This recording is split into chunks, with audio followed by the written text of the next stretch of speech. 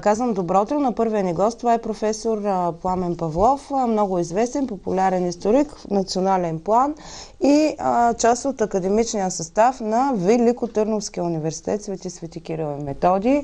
Усмихвам се, защото сега текат избори. Професор Павлов, вие наясно ли сте, че има избори за ректор? Наясно съм. Добро утро на вас и на вашите зрители, но ние няма да говорим за изборите, за много по-големи неща. Да, избори, надявам се, ще има и за в бъдеще ще има, и ще има кръвообращение в университета, няма да настъпи някаква нова застойна епоха, няма да цари някакъв дух на страх, на взаимни интриги и т.н. Надявам се да се възстанови, да се възроди една академична атмосфера. Но затова искам да кажа, за да не говорим повече за Ветело, тъй като за мен той, както и на вас, ни е скъп на сърцето, трябва да има промени въобще в системата на висшето образование, тъй като това, което беше прието като модел 90-те години, явно не е най-добрия. И той виждаме, че разпалва много големи страсти, конфликти, безумия. Би трябвало наистина ректорът, който и да е той, да бъде една академична фигура, позната в национален и международен план, който да дава авторитет, а не да бъде менеджер. Нали, това в повечето страни с нашата съдба, каквито са в Източна Европа, да не говорим за западния свят, нещата обикновено са разделени. Има един менеджер, който управлява стопанските дейности и вече има една до известна степен почетна фигура, но разбира се, която има патримониум някакъв, така да се каже, нали, върховната воля става дума на самия университет, нали, на самата общност, на академичната общност. Значи у нас все още така академична общност се разглежда като някакъв електорат. Не искам да правя паралели с предишния репортаж, но в всеки случай не става дума за човешко стадо или за някакви групи по интереси, или за някакви лобита, които се бият за пари, за власт, за политика или за не знам какво си. Става дума за академичния дух, за културата, за науката. Аз се надявам, че моите колеги ще си спомнят тези думи: наука, култура, просперитет, академизъм и така нататък. Това поизчезна от българските алма матер. Не само от нашия университет, това е национално бедствие. Че не бива тук да се зомбираме и да демонизираме нещата, но аз все пак призовавам всички, включително и тези лобита, които в момента и кръгове, нали, които в крайна сметка това е едно състезание, една така борба в добрия смисъл на думата, но към повече толерантност едни към други, към така свобода на мненията. Нали. Може някой това да му звучи като някакъв абсурд, но демокрацията е свобода на мненията, свобода на мисълта, изобщо свобода. Просто ми се струва, че трябва да победи свободата. Още повече, че днешния ден е ден на свободата. И в крайна сметка 8 май е Деня на Европа. Да. Нали? И отиваме към темата. Поканих ви тук във връзка с предстоящия Ден на Европа. 9 май, но вие ми казвате, че 8 май. Сега, разбира се, все още няма единство кое как да се нарича и кой ден да се празнува. Има много разнопосочни послания, но по принцип Втората световна война в Европа приключва с капитулацията на нацистска Германия на 8 май. Вече на 9 май, пък да речем, тук колебанието между 8 и 9 според мен е напълно безмислено, тъй като става дума за едно и също, за края на войната в Европа. Но това не е края на Втората световна война. Аз слушам и наши политици и депутати да говорят така на едро. Края на Втората световна война е месеци по-късно, тъй като тя продължава в Азия, в Пасифика, в Тихия океан, нали, докато капитулира Япония. Нали, тогава знаем и атомните бомби над Хирошима и Нагасаки. Така че войната нито е започнала на 22 юни 1941, както смятат някои хора. Кога? Нека да чуят нашите Войната зрители. започва на 1 септември 1939. Всъщност може да се спори дали тя изобщо някога е приключвала.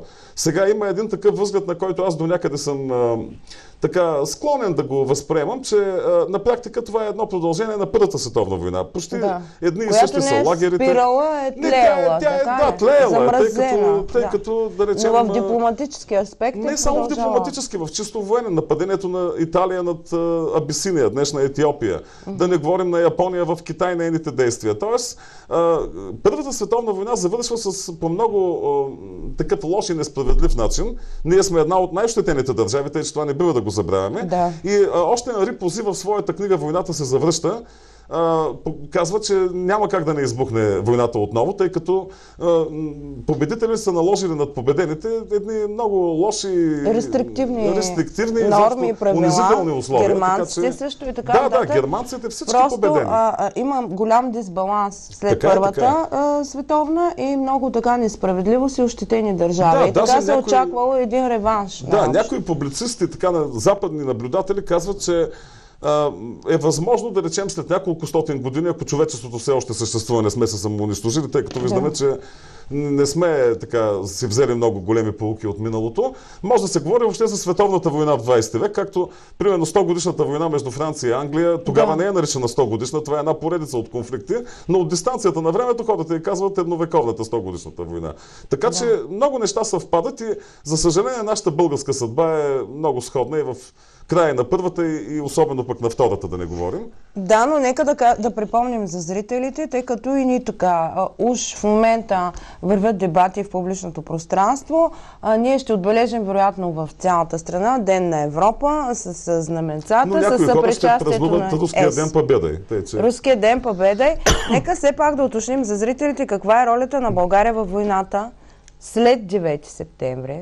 Говоря. Да, ние можем да говорим каква е ролята на България и преди войната, и по време на самата, и до 9 септември, тъй като една така много голяма несправедливост към България още по време на подписането на примирието след 9 септември е, че ние сме обявени едва ли не за агресор срещу Съветския съюз. Точно, но ние не воюваме срещу съюзниците. Не само ние не воюваме, ние на практика пазим неутралитет. Сега, разбира се, нашите политици тогава имат много големи грехове и специално ние с професор Милко Палангурски сме правили телевизионни предавания. Правихме една серия с издателство Световна библиотека "Бележите българи" и там, примерно, Милко Палангурски, Светлозар Елдеров, други специалисти, Людмил Спасов, също наш колега, някога работещ в ВТО, показаха, че нашите политици не са така много ги тревожи синдрома на черните забратки. Те не смеят да излязат открито от войната. Става дума за Иван Багрянов и за Муравиев. И това способства съветската армия да окупира България. Тъй като сега аз разбирам дебата у нас в момента. В момента даже в парламента тече така една, да не кажа люта битка, но война на нерви. От една страна са БСП и Атака, от другата страна са всички останали. Трябва да се приеме декларация за 9 май. Това е съвсем нормално да се приеме декларация. Декларацията малко или много може да е политически акт, нали? Когато се приема от едно политическо общество, каквото е Народното събрание, институция. Но БСП и до някъде също така, разбира се, Атака се опитват да наложат съветско-руската гледна точка, нали, и да се признаят и партизаните за едва ли не ветерани от войната. Сега аз не съм идеологически... Ветерани от войната вече такава това не е отскоро. Да, такава интерпретация. Не съм идеологически обременен, но не мога да кажа, че това съпротивително ляво движение, комунистическо преди всичко в България, би могло да бъде приравнено по същия начин, както да речем окупираните държави. Тук всъщност това е обявено на 22 юни, когато Германия напада Съветския съюз, т.е. няма никаква връзка с България. И второ, партизанското движение у нас е изключително слабо. Ние това трябва да го знаем и да се го признаем. То обслужва чужди интереси. Сега Бог да ги прости загиналите, тъй като това са били главно млади хора, идеалисти. Има репресии върху тях. Аз в никакъв случай не искам да ставам адвокат на режима, но не можем да приемем, че в България има фашизъм, нацизъм. Ние знаем, че какви дебати имаше около съдбата на българските евреи. В крайна сметка България спаси евреите от своите изконни легитимна земи, не можа да ги спаси от земите, които бяха под статут на съвместно управление, където, така да се каже, върховната власт беше на Германия. Така че ние нямаме основание да се причисляваме сами към нацистска Германия. Добре, така е, но искам само да обърнем внимание на няколко месеца между 9 септември 1944 и май 1945 година, където ние вече категорично воюваме дори срещу Хитлер. И всъщност реално... Ние воюваме основно срещу Германия. Реално отново се смятаме за агресор, както казвате, и сме ощетени.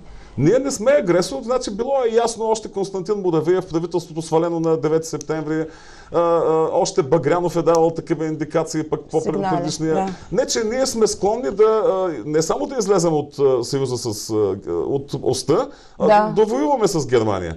И значи планът Донован накрая, на американците... Защо ни ощетяват обаче? Сега ще кажа. Значи американската страна, особено Уилям Донован, някои други американски, те са склонни да привлекат България, тъй като България има 500 хилядна армия, която е общо взето добре тренирана, не е воювала, има една прилична техника, нали, то много бързо. Ние в момента плачем, че имаме 2 самолета и че 80 танка имаме в изправност. Тогава само за няколко... Тя няма батерии. Даже и нея нямаме.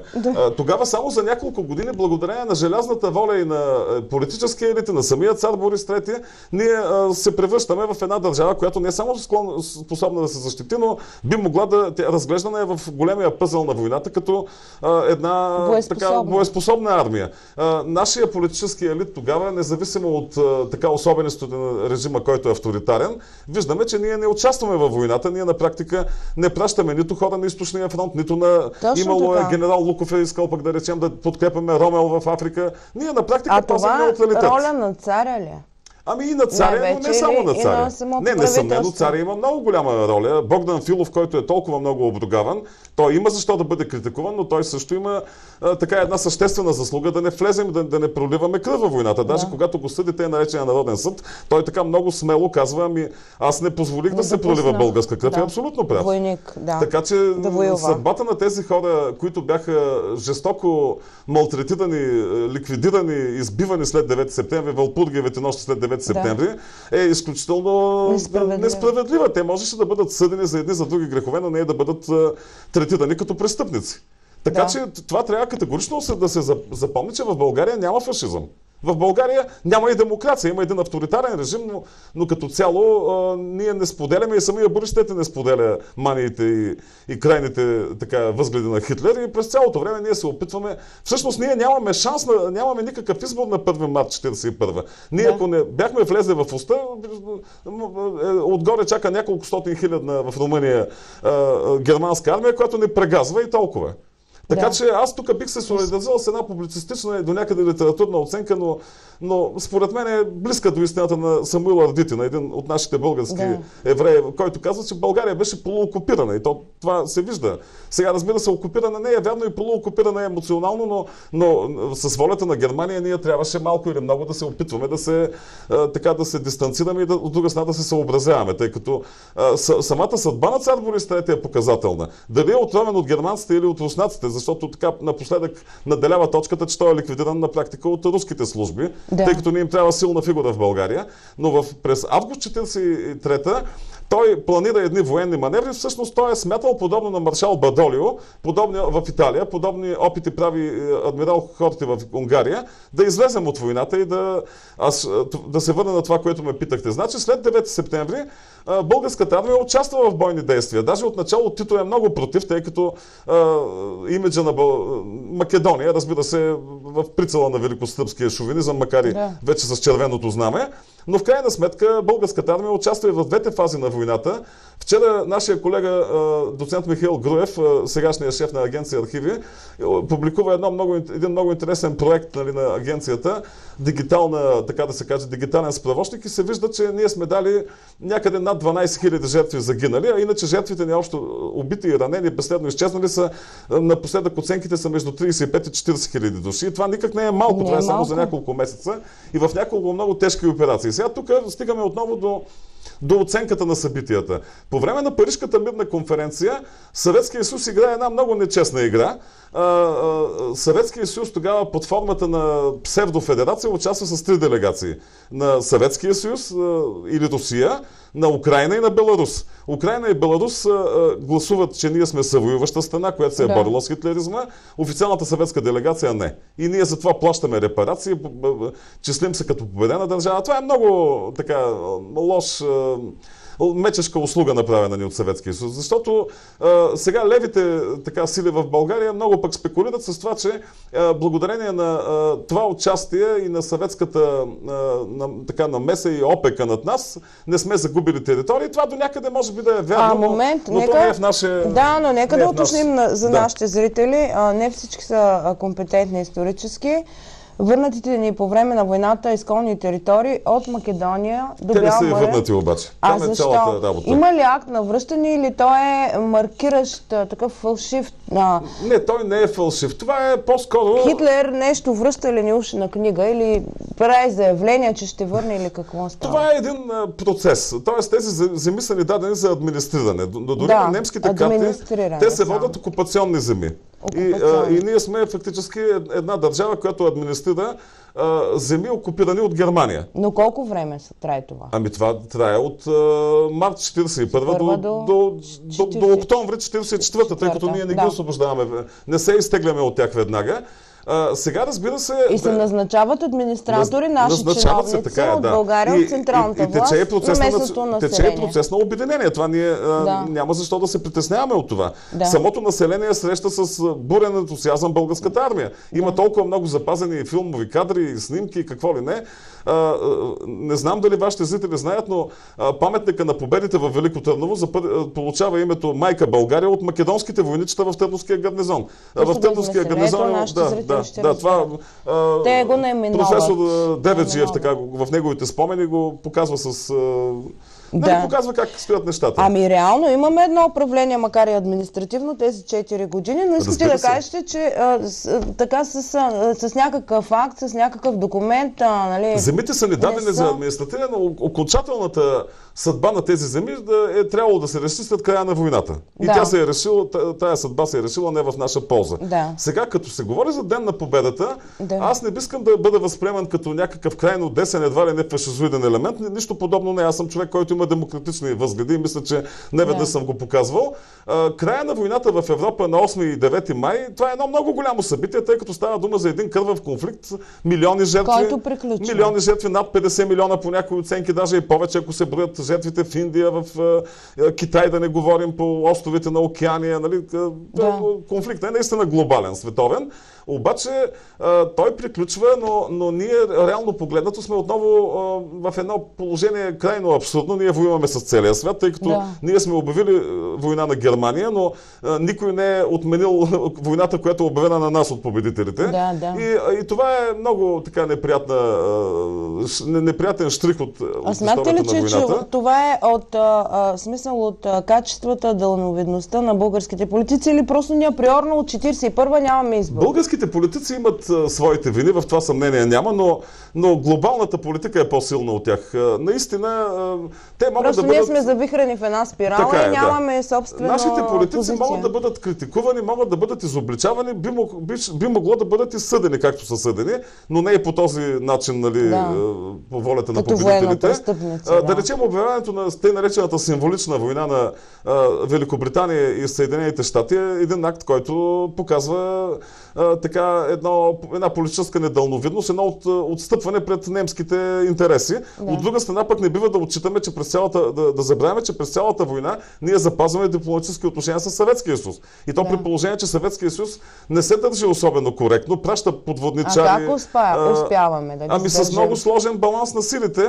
Самия Съветски съюз също имал много голяма полза от тези дипломатически отношения. Знаете, че през лято на 1941 година Сталин е виждал в българското партньорство вариант за сепаративен мир с Германия.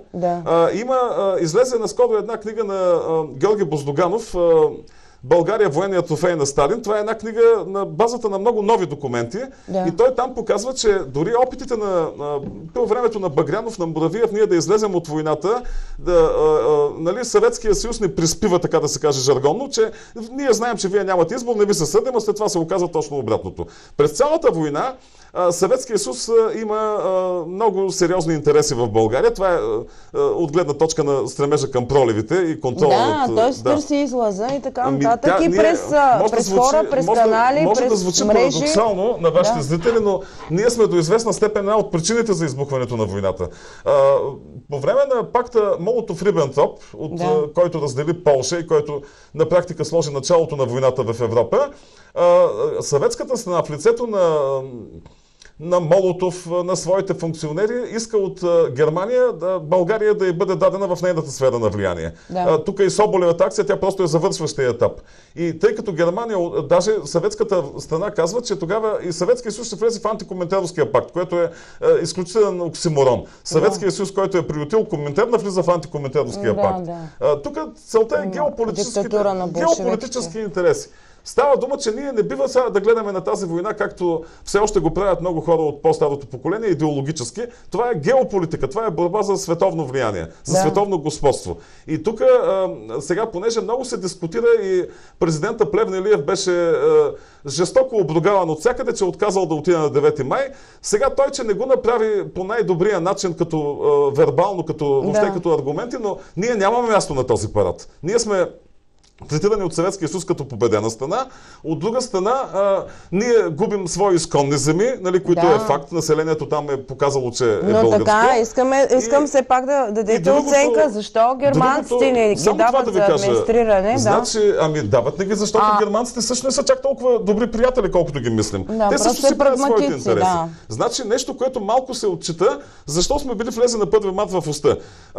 Да речем, Сърбия не била влязла. Сърбия е била много по-близък съюзник на Германия, отколкото нас. Ние, ако не влезем в уста, означава, че нищо няма да получим и че Сърбия даже може да окупира още български земи. Така, говоря малко контрафактуално, не с въпроса ако, но един добър политик, какъвто е бил цар Борис и неговите така най-близки сътрудници, са виждали тези неща. Но мисълта ми е друга. И това го казаха поляците и мисля, че го казаха така сравнително добре, че няма как да се отбелязва в Москва победа на една война, която беше запалена от Хитлер и от Сталин. В крайна сметка войната беше запалена от двете авторитарни сили. Нацистска Германия и Сталиновия Съветски съюз. Съветския съюз. Добре, ние не знам дали изобщо да коментираме политически, дипломатически, знаково колко лидери ще пропуснат този парад, но това пък по някакъв начин е на руснаците някаква си тяхна политика за отбелязване. За какво отбелязване? Но с бъркане на оръжие. Но вече да не се сърдят, че световни лидери не са дошли. Те да си правят частното регионално отбелязване. Въпреки, че много често съм ароган като русофоб и какъв ли не, аз мисля за себе си, че съм русофил. Аз няма да казвам тези клишета колко обичам руската култура, защото е факт. Не, руската кухня не е. Тя не е. Нашата кухня, руснаците обичат, имат защо. Нашата кухня е южна. Но да не докарваме нещата така. Става дума, че Русия, разбира се, има своето право да скърби за милионните жертви. Сега тези милиони жертви са резултати на германската агресия, но и на заградителните отряди на Сталин. И на лошото управление на войските от неговите и на чистката от 1937 година. Тоест, има много причини. Но да се направи военен парад, да се показват тежки ракети, танкове, ново поколение, не мисля, че това е много миролюбиво. Ние нямаме така почита под някакви други публични форми, скръб, примерно, да кажем, служби, да се обслужват. Не, то ще има. Руската църква в това отношение не се дава много. Така, тя дава... Но става въпрос, че този парад показва нещо друго отново. Показва демонстрация на сила и двънкане на оръжие. Аз така мисля и мисля, че всеки човек, който има глава на раменете си... Той не показва една мъдрост след приключване на военен конфликт, пацифизъм, така да се каже, добро, мъдрост. В Русия в момента има една риторика за Трета световна война. В момента тече това тежко състояние в Украйна. Има режим на окупация на Кримския полуостров. Има намеса в източна Украйна. Аз никакъв случай няма да ставам адвокати на украинското правителство, защото и то прави изключително много грешки. Но факт е, че мен са ме питали разни хора, ти си на украинска страна. Казвам, ако Украйна беше нападнала Ростовска област, щях да бъда на руска страна. Значи има едно грубо показване на принципите на международното право. И в крайна сметка в момента и Минските съглашения, които намирисват на мюнхенските на събития от преди войната, има много симптоматични неща, които са плашещи, но не може в източна Украйна някакви казаци, някакви там паравоенни формации, те да диктуват нещата. Никой не ги е избирал. Това са много често казват, че те са наемници някои от тях. Украйна вероятно също използва наемници и двете страни водят страшна дезинформационна кампания, но в крайна сметка в Донбас трябва да се проведат свободни избори и там да се види как ще станат нещата. Ние отиваме отново към липса на демокрация. След като няма да се допуснат... Тлееш конфликт в Европа по 70 години след войната, ние се свободни избори там няма да се допуснат скоро. Няма друг избор, иначе ще тече един замразен конфликт, такъв има и в Приднестровието, такъв има до някъде и в Грузия.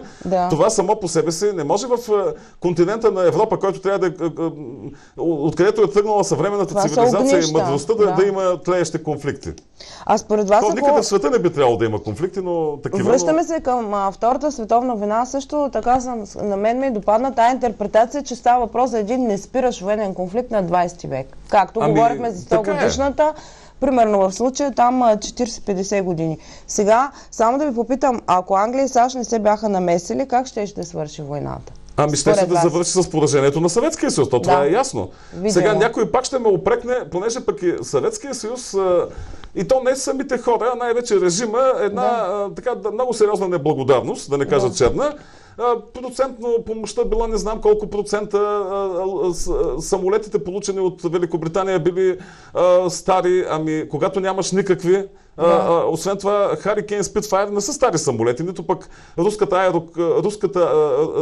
цяла серия американски бойни самолети Аерокобра са произвеждани на практика само за източния фронт, после знаменитите самолети на Лавочкин са до голяма степен с американски агрегати. Те наречения Ленд-лиз, помощта, която оказват съюзниците отначало, така главно Великобритания, също най-накрая повече от щатите, тъй като самата Великобритания получава помощ, но по принцип значи няма да видите Катюша, ракетната система на друг камион, освен на Студебекер. Нали? Има го и на рекламни постери на ЗИС-5, обаче обикновено е на Студебекер. Като разглеждате снимките на влизането на съветската армия, освободителка кавички в София, виждате американски джип Уилис. Нали? Тоест, доставките на оръжия, на техника, на компоненти за взривни вещества, на добавки за гориво, т.е. тая помощ е всестанна. След войната, първият руски стратегически бомбардировач беше Ту-4, който е копия на Б-29, на самолета, който реши така стратегически нещата в Тихия океан.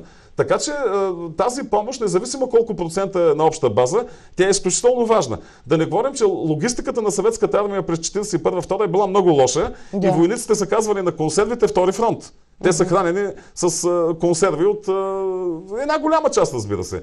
Така че трябва да се казва истината в целия обем. Нали, разбира се, няма да отрека, че Щатите и Великобритания си правят своите сметки. Нали, и че те също отлагат, да речем, втория фронт. Нали, има много причини. Макар че руската гледна точка за втория фронт, също втория фронт във Франция е отложен доста, обаче в Италия стартира много по-рано. През цялото време тече борба и за Балканите. Да речем, Англия иска да отвори втори фронт на Балканите. Руснаците са против. Щатите пък те все още няма толкова силно геополитическо присъствие в Европа. За тях това не е толкова, може би, определящо, но трябва да се казва цялата истина, а не селективно. Всъщност, нали, за да някой да не ме обвини, не че толкова се притеснявам, но да речем канала Discovery за историческа така информация даваше едни филми, в които се виждаха комплексите на Великобритания. Значи там бяха показвани участието на британски войски на едни или други неща, като едва ли не е равнозначни на Сталинградската битка. Това не е така. Най-важните неща са на източния фронт, в това няма съмнение. Така че тук може да има тенденциозност от двете страни, но е крайно време, 70 години след войната, да се види цялата истина, да се види вината и на Русия за тая война, съветска Русия. Сега знаем каква революция предизвикаха книгите на Виктор Суворов и колко ги отричаха отначало хората от съветските учени, руските учени става дума. Напоследък вече има всеки случай, независимо от едни или други слабости на книгите на Виктор Суворов, те предизвикаха една много полезна полемика и се видяха и много верни неща. Всъщност, че има едно голямо дебнене от двете страни, кой пръв да нападне. И в крайна сметка така се стигна до 22 юни. Да. Като говорим за цялата истина, в смисъл така обективно оглеждане на военния конфликт, вече имаме една дистанция прилична 70 години. Какво ще кажем за избитите в концлагерите? Цифрите там коректни ли са? Там също тече люта битка. Също има спекулация, пропаганда, има, разбира се. Пострадалите, да. Още по време на войната върви пропаганда, значи още на практика, още може би от американската гражданска война, от англо-бурската война, да не говоря за Първата световна, започва да се оформя това, което днес му наричаме хибридна война. Т.е. да има и война на дезинформация, на пропаганда, на отчерняне на противника, демонизиране на противника. Да. И днес тази битка продължава в едни или други форми, някои от които са крайно уродливи. Да речем, една от тази така уродлива тенденция е да се преизчисляват жертвите. Ние виждаме също прави Турция с арменския геноцид. Не били 1,5 милиона, били 300 хиляди. 300 хиляди да не са малко. Същото е да речем те наречените ревизионисти. Нали? Избитите евреи не били 6 милиона, а били примерно 2 милиона или не знам. Да, колко са? Не знае ли историческата наука? Точна статистика. Няма, вече почва да се спекулира, да се манипулира с цифрите. Значи, точна статистика няма как да има, защото избитите в газови камери по някакъв начин са една бройка, други са загинали от глад, трети са загинали в хода на бомбардировки. Тоест, тук просто тази бакалска аритметика е много грозна. Значи има публикации, включително на учени от Израел, които също, така да се каже, преизчисляват бройките и казват, че трябва да се говори с обективни числа. Наистина трябва да бъде с обективни числа. Същото е за броя на жертвите на Съветския съюз. Имаше една тенденция тя да бъде намалявана, имаше тенденция тя да бъде преувеличавана, но жертвите са много и те не са само пряко от военните действия, т.е. жертвите от военните действия се приемат все пак за нещо, пази Боже, но нормално. Обаче във Втората световна война отпадна изобщо, да речем, по време на първата няма тази война в тила, няма бомбардировки на градове. Значи в началото на войната, примерно, британската авиация се стреми да атакува само промишлени обекти, гари, пристанища. Обаче, когато пък Хитлер започва войната над Британия с бомбардировки, според някои до голяма степен поради отделни грешки, но започват жилищни квартали и започва едно масово изтребление, което и тук върха на цинизма несъмнено е ядрената бомба в ядрените бомби в Хирошима и Наказаки. Ако четете някои американски автори, те казват, че без това войната не би приключила. Значи в това има голяма доза истина, тъй като пък японският режим е малко средновековен по тип, но все пак да се оправдава избиването на мирно население. И това е пак така един от уродливите прояви на човечеството. В момента, примерно, руската неофициална пропаганда, да речем по форуми, по интернет, можем да размажем Америка, да хвърляме атомни бомби. Това ли е диалога в 21 век? Не може да се дрънка оръжие и да се плашим с унищожение на планетата. И ясно е в момента, че какъвто ще да е конфликта, ще бъде унищожена цялата човешка цивилизация. Виждаме дори от една производствена авария, каквато беше Чернобил, какво се получи, колко... също в Япония е сега. От Фукушима. Така е, Трябва просто крайно време е човечеството да помъдре. Но така или иначе наблюдатели прогнозират, че скоро няма да има реален военен конфликт, такъв световен мащабен. Така са прогнозирали и преди Първата и преди Втората война. Заради това, че наистина вече ще се... вече има някакъв контрол на тези най-последни технологии. Смятате ли, че има контрол? След като такава атомна бомба вече имат Пакистан, Иран е на път да направи, България би могла да направи. Ние имаме атомна централа. Който има атомна централа, може да произвежда ядрено оръжие. Може да се позволят. Не става въпрос, че след като се знае така, че човечеството ще... Ако попаднат в ръцете на терористи, на ислямска държава... Но това ви казвам, самия достъп до попадането става въпрос. Зависи доколко е така осигурено, обезпечено, колко кръга има до там, докато се натисне копчето. На това трябва да отговорят световните лидери. Аз нямам отговор, но мисля, че ситуацията... Покойният Станислав Лем, един от най-големите писатели, не само фантасти, той имаше много четни очаквания, че може от един инцидент, от някой луд... Да се запали. Или пък да тръгне от мощна атомна централа от Франция, и че трябва да има превенция, някаква световна превенция, глобална. Не световно правителство, както говорят параноичните кръгове, нали, да речем масони, илюминати и т.н., но все пак една превенция трябва да има. Със сигурност. Само, че тя няма как уж се създава, да кажем, срещу терористи, нали, примерно, но ние след като сме разделени чисто така европейните, цивилизованите държави помежду си в конфликти, как да изградим световната защита? Ние трябва да изоставим за окончателно и всякакви такива срещу тероризма, срещу пиратите, срещу другоистки, или как да кажа. Значи, примерно една Япония или една Южна Корея, те са европейски по тип цивилизация вече. Тоест, тук въобще европейското и световното са до голяма степен вече аз не говорих за Азиация, за примерно терористи, черните войни, войните на доброто, примерно. Няма такова нещо като доброто и злото в идеални пропорции. Просто, може би, ролята на ООН може да... Просто трябва да поканите професор Филип Озунов, някой, който занимава със съвременна политология. Аз съм така по-силен в миналото. Но така или иначе, вие сте скептики, човечеството върви към своето ГМО до 100-200 години. Скептик, мисля, че човечеството все пак ще прояви здрав разум, но все пак Втората световна война трябва да не бъде обицана ухото. Да не засилваме към вчерашното желание на част от парламентаристите в България да се приеме декларация за признаване на масовото изтребление на българите по време на Османската империя. Това пък сега са нови. Не са нови. Много отдавна има такива призиви, не само политически, но и граждански. Сега, по време на петвековното турско робство или османско владичество, аз между другото не разбирам тази драматична полемика, тъй като става дума за едно и също. Става дума за една чужда и неверна власт, репресивна, апартейт, ако щете, която оперира главно с насилие, оперира и с различни икономически и други средства. Но така или иначе, нашия народ е бил жертва на геноцидни действия много пъти. Това са и кланетата в Батак, и в Стара Загора, и Любенова махала. Било е на път да бъде избито населението на Русе. Въобще, самата османска държава, оставете баши бозуци и разни други полуграмотни... самата османска държава много често, което го прилага, особено вече 15-22 година, прилага към масово избиване на етническо прочистване, както днес се казва така геноцид, на иноверците. Иноверци, въобще на хора. Значи, той не е само на иноверци. Има такива действия спрямо арабите, които са мюсюлмани. Или спрямо алианите, които са мюсюлмани алианите са, но те са като секта са приемани от правоверници.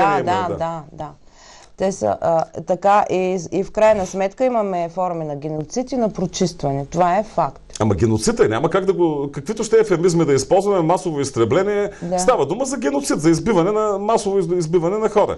Даже по време на арменския геноцид е имало такива приказки, че ето ние българите на времето не ги ликвидирахме. Видяхте какво направиха своя държава. Тоест арменците до известна степен са така жертва като реваншик спрямо българите и другите прохристиянски народи. Така че тук тези български политици до някъде са прави, но вече ще проследим чисто политически дали ще има такъв акт. Аз съм бил винаги човек, който е така от националистическия кръг. Мисля, че от умерения, от този, който не е ксенофобски, поне аз така възприемам нещата, но все пак истината трябва да бъде казвана. И аз не мога да приема поведението на ДПС, когато се гласува една декларация за геноцида на арменците, да се правят такива демонстрации. Мюсюлманите в България, било български турци, било българи мухамедани, било каквито и да е, нямат нищо общо с репресивната политика на турската държава. Напротив, по време на Първата световна война българи мюсюлмани се бият за майка България, има ги на паметниците, нали? Даже косовските албанци са били така много приятно, как да кажа, впечатлени от българската армия, че в нея има мюсюлмани, че има пушка, че има всичко. Ама ние в нашия окръг имаме имена на мюсюлмански по паметниците. От войните. Паметниците от войните. От първа Балканска, от втора. Разбира се, да. Имаме. Вижда се. Даже сега сещам за паметника в Лясковец на център. Аз лично съм откривала няколко имена. Сещам се за така по-популярно, не по селата. Така че не приемам позицията на ДПС, че тези геноцидни прояви на геноцид са... атака срещу тях или техния електорат? Не, напротив, те обслужват политиката на една чужда държава. Това е факт. Точно. Трябваше да излязат по-разумно и по-така нормално да реагират. Но явно това трябва да го подчертаят с поведението. Те трябва да знаят, че в самата Република Турция хората с прогресивно мислене, хора като писатели, Орхан Памук, да не изреждам имена, осъждат геноцида. Така, обществени дейци. Един човек трябва да бъде хуманист, той не може да дели по този начин хората. Така е. Нашия разговор е към своя край. Окончателно все пак, преди утрешния ден, да обобщим, вие го приемате, както може би и повечето българи, като наобщо край на военен конфликт, въпреки че пак са много оговорки, той приключва след всичките кампании в Япония. Все пак основният театър е в Европа и най-много жертви даде европейския континент, тъй че той наистина трябва да бъде... Не, Ден на победата е много грозно, тъй като германският народ не е виновен за престъпната политика на своята клика. Руският народ не е виновен и въобще народите на Съветския съюз не са виновни за налудничевите планове на Сталин. Нали? Също и българският народ не е виновен за грешките на своите политици в едната или в другата посока. Така че това трябва да бъде един ден, който да по-скоро да бъде призив за мир, за хармония, за общо развитие на европейската цивилизация, а не отново да се дрънка оръжие. В този смисъл мисля, че Русия трябва да преоцени своят начин на отношение към тези събития. Русия пак ще покаже едни отклонения 70 години по-късно. Това е като при Сталин и при Брежнев. Нали? Да показваме ракети, много от тях са доста остари между другото, да дрънкаме оръжие, да плашим света с... Сигурно имате нови технологии. Нека Русия да плаши, да впечатлява, да респектира света със своята наука, със своята култура, със своята икономика. С олимпиадите си дори. Видяхме как го респектира. Не съм русофоб, още веднъж го казвам, но мисля, че мястото на Русия е в Европа, а не в Тоест утрешния ден по-добре да илюстрирам живописно за нашите зрители, по-добре да има цветя и гълъби да летят в небето, отколкото да минават танкове. Пак ще видим някакъв фарс. Да, и то и да мирише на война. Уродливо е 70 години след една кървава война отново да се носи полъха на войната. Завръщане, едно демодирано интерпретиране, липса на полуки и други така. И всички, се обръщам и към по-възрастното население, не че всички са така ляво ориентирани. Той има достатъчно млади хора, които са податливи на пропаганда.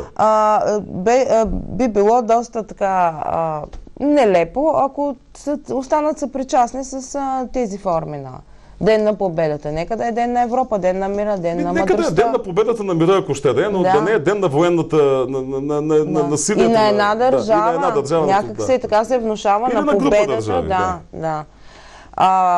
Америка къде е в този пъзъл? Тя как ще отбележи? Нито има Ден на Европа, нито пък ще бъде на парада. Америка си има нейни, да речем, геополитически интереси, но виждаме, че като един участник иска да кажа от съюзниците там какво ще отбележат. Интересно утре да погледнем.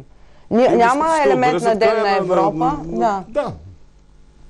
Да, може би в военните гробища ще поднесат скромно венци. Ние трябва да се получим и от Америка, и от Русия за преклонението, за историческата памет. Мисля, че тук може да вземем доброто и от едната и от другата страна.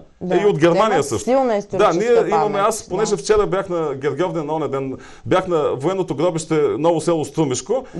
Има снимки в мрежата. Това са, обаче, каквото и да имаме, само 2 военни гробища възстановени, имаме десетки, които са тънат в разруха. И тук това е ролята на българската държава. Тя поддържа паметниците навън. Значи този в Струмишко е най-вече на фундация Българска памет, не на българската държава. Пред Сапари, да речем, Битоля, повече българската държава, но историческата памет е нещо много важно. Това е наш морален дълг пред жертвите и пред бъдещите хора, тъй като това е пулка и въобще енергия за нацията в...